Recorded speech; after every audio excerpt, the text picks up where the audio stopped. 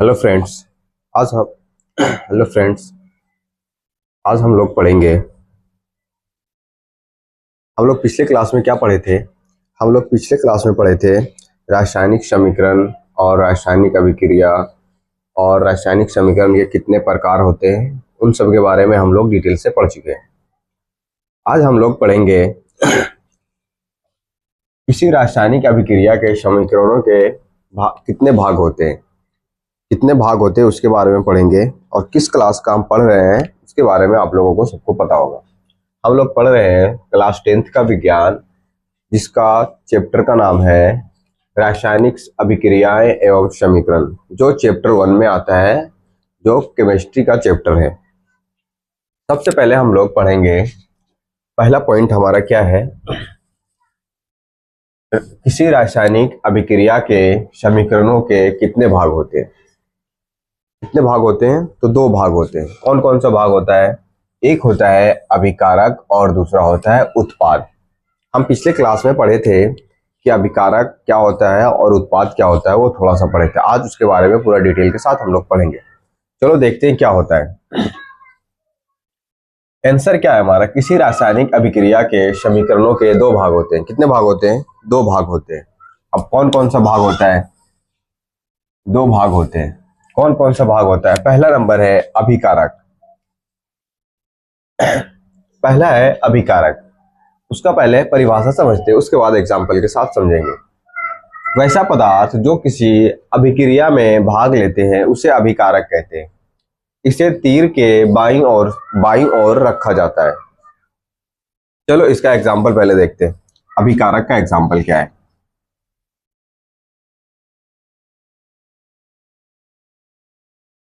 अभिकारक का उदाहरण,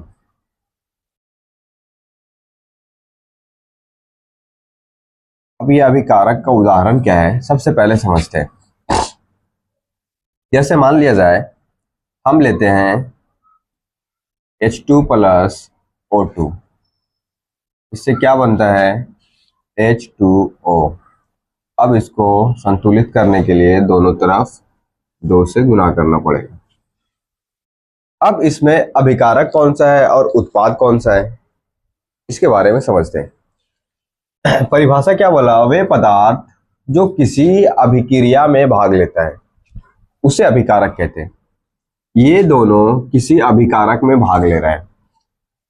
जैसे मान लिया जाए कहीं प्रोग्राम हो रहा है, उसमें जो आदमी भाग लेता है उसको बोलते हैं अभिकारक। ये दोनों कोई प्रोग्राम में भाग ले रहा है, इसको क्या बोलेंगे? इसको बोलेंगे अभिकारक। क्या बोलेंगे इसको? इसको बोलेंगे हम लोग अभिकारक। ये क्लियर है? अभिकारक किसको बोलेंगे? जो किसी वैसा पदार्थ, मान लिया जाए वे पदार्थ जो किसी अभिक्रिया में भाग लेता हो, जो किसी पार्टिसिपेट में भाग लेता हो, उसे क्या बोलते हैं? उसे अभिकारक बोलते हैं। जैसे हाइड्रोजन और ऑक्सीजन, ये दोनों को हम मिक्स करेंगे तो क्या बनेगा? पानी बनेगा। क्या बनेगा? जल बनेगा। अब जो चीज जो भाग लिया है उसको बोलते हैं अभिकारक। अब उसको किधर रखते हैं? ये जो तीर है उसके बाईं ओर रखते हैं। किधर रखते हैं? ये जो हमारा तीर है, तीर का निशान जो है उसके बाईं ओर हम रखते हैं। किसको? अभिकारक को। ये क्लियर है अभिकारक क्या होता है? अब आते हैं, ये जो रिएक्शन बन करके हाइड्रोजन और ऑक्सीजन जो रिएक्शन करवाए, उन दोनों को बन करके जो मिला है उसको बोलते हैं उत्पाद। क्या बोलते हैं उसको? उत्पाद। उसको क्या बोलते हैं? उत्पाद। जैसे मान लिया जाए हम लोग पार्टिसिपेट किए तो क्या हुआ? अभिकारक हुआ। और जो उसका बन करके जो हमको फल मिला, जो हम पार्टिसिपेट किए उससे जो हमको बेनिफिट मिला, उसको क्या बोलते हैं? उत्पाद।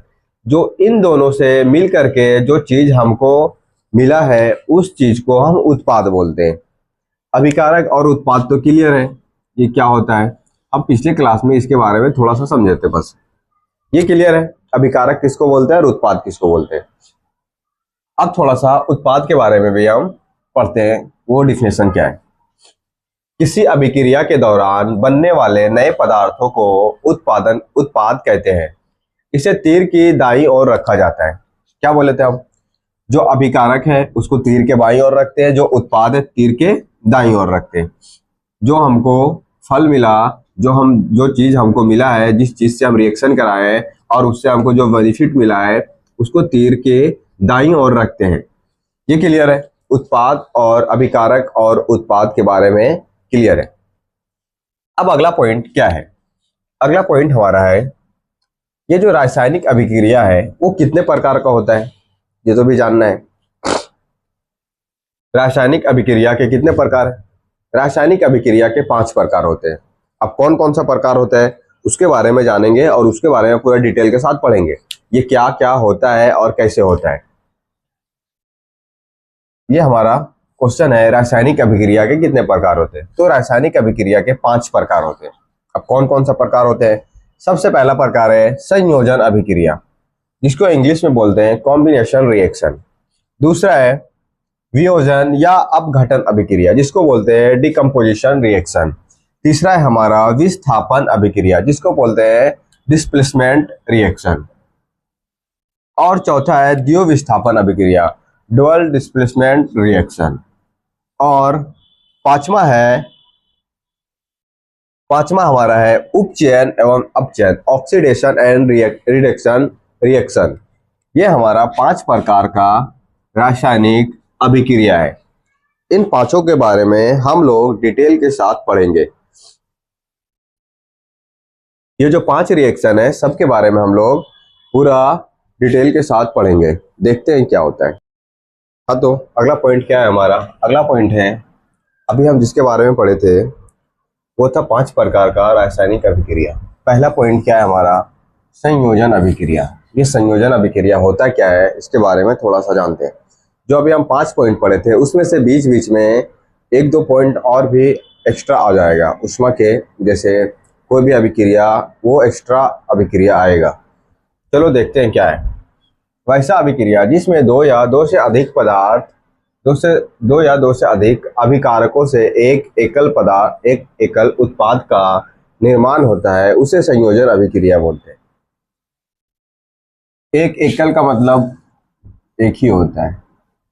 उत्पाद के बारे में तो अभी हम लोग पढ़ चुके हैं, का निर्माण होता है उसे संयोजन अभिक्रिया कहते हैं। एग्जाम्पल देखते हैं। जैसे ए और बी को रिएक्शन करवाया गया तो क्या बना? ए और बी बना। क्या बना? ए और बी बना।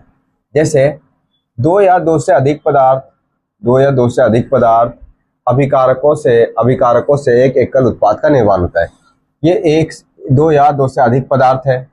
जब इन दोनों को रिएक्शन कराया गया, ये दोनों तो अभिकारक है और इन दोनों को रिएक्शन करवाया गया तो एक एकल उत्पाद का निर्माण हुआ।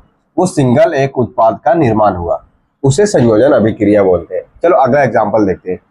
CaO प्लस H2O, इन दोनों को मिला करके क्या बना? CaOH2, कैल्शियम हाइड्रोक्साइड बना है। क्या बना है? अगर कैल्शियम ऑक्साइड को हम लोग जल के साथ रिएक्शन करवाते हैं तो क्या बनता है? कैल्शियम हाइड्रोक्साइड का निर्माण होता है। अब ये क्या है और ये क्या है? ये सब इसका अवस्था है, किस अवस्था में है वो उसका अवस्था है। चलो अब आगे आते हैं दूसरा एग्जाम्पल पे।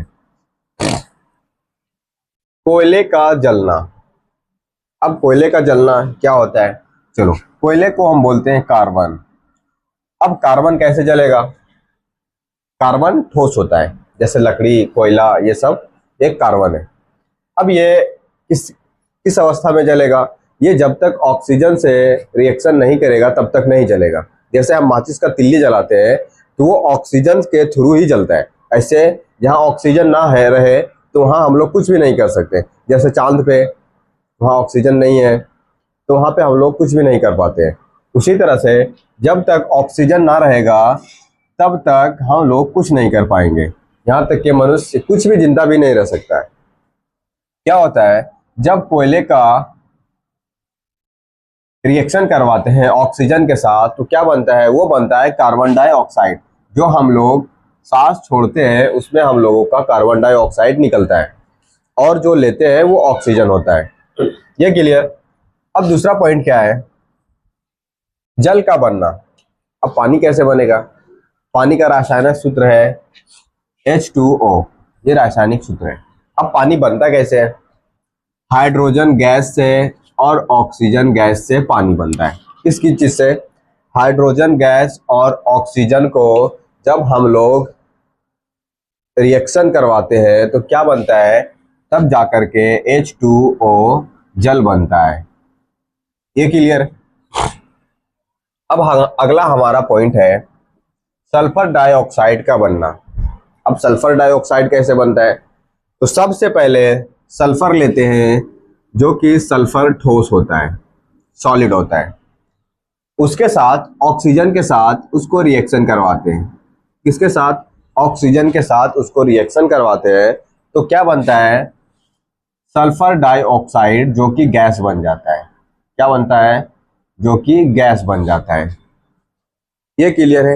ये हमारा पहला पॉइंट था। पहला पॉइंट क्या था, संयोजन अभिक्रिया। वो संयोजन अभिक्रिया कैसे होता है वो हम लोग एग्जाम्पल के साथ देख चुके हैं। अब आते हैं बीच में एक पॉइंट और आता है जिसको बोलते हैं ऊष्माक्षेपी अभिक्रिया। क्या बोलते हैं, ऊष्माक्षेपी अभिक्रिया। इसके बाद एक पॉइंट और आएगा ऊष्माशोषी अभिक्रिया। ये हमारा जो अभी 5 हम लिखे थे उसमें ये नहीं आता है, उसके अलग से ही आता है। चलो अब देखते हैं ऊष्माक्षेपी अभिक्रिया होता क्या है। चलो, वैसा अभिक्रियाएं जिसमें अभिक्रिया के दौरान ऊष्मा निकलती है उसे क्या बोलते हैं, ऊष्माक्षेपी अभिक्रिया। जब भी हम कोई भी रिएक्शन करवाते हैं किसी से भी, जब उससे ऊष्मा निकलती है उस चीज को हम ऊष्माक्षेपी अभिक्रिया बोलते हैं। ये तो क्लियर है। चलो एग्जाम्पल देखते हैं इसका। इसका पहला एग्जाम्पल क्या है, CH4 गैस, इसको बोलते हैं मेथेन गैस। CH4 गैस और ऑक्सीजन के साथ रिएक्शन करवाते हैं तो क्या बनता है, कार्बन डाइऑक्साइड गैस निकलता है और जल का निर्माण होता है। क्या होता है, कार्बन डाइऑक्साइड गैस निकलता है, वो गैस क्या होता है, ऊष्मा होता है और उसके बाद जल का निर्माण होता है। ये पहला एग्जाम्पल था। और दूसरा एग्जाम्पल क्या है, श्वसन भी एक ऊष्माक्षेपी अभिक्रिया है। अभिक्रिया का उदाहरण है। ये अभिक्रिया 2 बार लिखा गया। श्वसन भी एक ऊष्माक्षेपी अभिक्रिया का उदाहरण है जिसमें कोशिकाएं श्वसन के दौरान ऊष्मा मुक्त करती है, मतलब ऊष्मा निकालती है। ये जो श्वसन कोशिकाएं हैं ये सब हम बायोलॉजी में डिटेल के साथ पढ़ेंगे। ये श्वसन क्या होता है, जो हम लोग सांस लेते हैं उसको श्वसन बोलते हैं, के दौरान ऊष्मा मुक्त करती है, उसे क्या बोलते हैं, उसे श्वसन अभिक्रिया। श्वसन भी एक ऊष्माक्षेपी अभिक्रिया कहलाता है। चलो इसका एग्जाम्पल क्या है, C6H12 और O6, इसको बोलते हैं ग्लूकोज। इसको क्या बोलते हैं, ग्लूकोज। जब ग्लूकोज को ऑक्सीजन के साथ रिएक्शन कराते हैं तो क्या क्या मिलता है, सबसे पहले कार्बन डाइऑक्साइड मिलता है, उसके बाद जल का निर्माण होता है, उसके बाद उससे ऊष्मा निकलती है। क्या होता है, उसके बाद उससे ऊष्मा निकलती है। ये तो आप लोगों को ये पॉइंट पूरा क्लियर होगा क्योंकि ये उतना समझने का लायक भी नहीं है और जो भी लिखे हैं सेम उसी के तरह ये हमको दिख रहा है। जैसे जैसे पढ़ेंगे वैसे वैसे हमको समझ में आता रहेगा। जो समझाने का था वो एग्जाम्पल के थ्रू हमने अभी समझा दिया। अब इसके बाद अगला पॉइंट हम पढ़ेंगे। हाँ, तो अगला पॉइंट हमारा क्या है, अगला पॉइंट के बारे में जानते हैं। अगला पॉइंट है हमारा ऊष्माशोषी अभिक्रिया। ऊष्माशोषी अभिक्रिया, ये तो देखने में पता चल रहा है जो ऊष्मा सोखता हो। अब क्या है, वैसी अभिक्रिया जिसको कराने के लिए ऊष्मा की जरूरत पड़ती है उसे ऊष्माशोषी अभिक्रिया कहते हैं। किस चीज का जरूरत पड़ता है, जो ऊष्मा का जरूरत, जो हीट का जरूरत पड़ता है उस चीज को क्या बोलते हैं, ऊष्माशोषी अभिक्रिया। जैसे कोई भी रिएक्शन कराएंगे हम तो उसमें ऊष्मा की जरूरत, हीट का जरूरत हो, उस अभिक्रिया को क्या बोलते हैं? उस अभिक्रिया को हम लोग ऊष्मा शोषी अभिक्रिया बोलते हैं। चलो एग्जाम्पल देखते हैं। BaOH2 प्लस 2NH4Cl, जब इन दोनों को रिएक्शन करवाते हैं हम लोग ऊष्मा दे करके, तो क्या होता है? BaCl2 और NH4O2 का निर्माण होता है। कैसे होता है? जब भी रिएक्शन करवाते हैं तो ये जो है ये इससे मिलेगा, उसके बाद जो बचता है ये इन दोनों से रिएक्शन करता है, उसके बाद वो बनता है। अब दूसरा उस एग्जाम्पल क्या है? CaCO3, जब उसमें हीट देते हैं तो वह क्या होता है? ये CaCO3 टूट करके दो अलग रूप में बढ़ जाता है, CaO और CO2 के रूप में बदल जाता है। जब उसमें हीट देते हैं तब ये वो रिएक्शन करता है, बिना हीट का वो रिएक्शन नहीं करेगा। अब हम लोग आते हैं पॉइंट नंबर 2 पे। पॉइंट नंबर 2 हमारा क्या था? वियोजन या अपघटन अभिक्रिया। पहला संयोजन अभिक्रिया पढ़े, उसमें से 2 पॉइंट और भी आया था, ऊष्माक्षेपी और ऊष्माशोषी। उसके बाद हम लोग पढ़ेंगे वियोजन या अपघटन अभिक्रिया। वो अभिक्रिया क्या होता है? वैसी अभिक्रियाएं जिनमें एकल अभिकारक, एकल मतलब एक अभिकारक वियोजित होकर जो टूटकर 2 या 2 से अधिक उत्पादों का निर्माण करता है, उसे वियोजन या अपघटन अभिक्रिया कहते हैं। क्या बोला? वैसी अभिक्रिया जिसमें एक अभिक्रिया है और उसको वो टूट करके 2 या 2 से अधिक पदार्थ का निर्माण करता है, उत्पाद का निर्माण करता है, उसे बोलते हैं वियोजन या अपघटन अभिक्रिया। ये क्लियर है? अब इसमें 3 टाइप का अभिक्रिया होता है। कौन कौन सा 3 टाइप का अभिक्रिया होता है? सबसे पहला अभिक्रिया होता है ऊष्मा के दौरान, ऊष्मीय वियोजन जिसको बोलते हैं, थर्मल डिकम्पोजिशन। ये पहला अभिक्रिया है। दूसरा अभिक्रिया क्या है? वो विद्युत के द्वारा अभिक्रिया करता है, इलेक्ट्रिसिटी डिकम्पोजिशन, और वो विद्युत के द्वारा रिएक्शन करता है।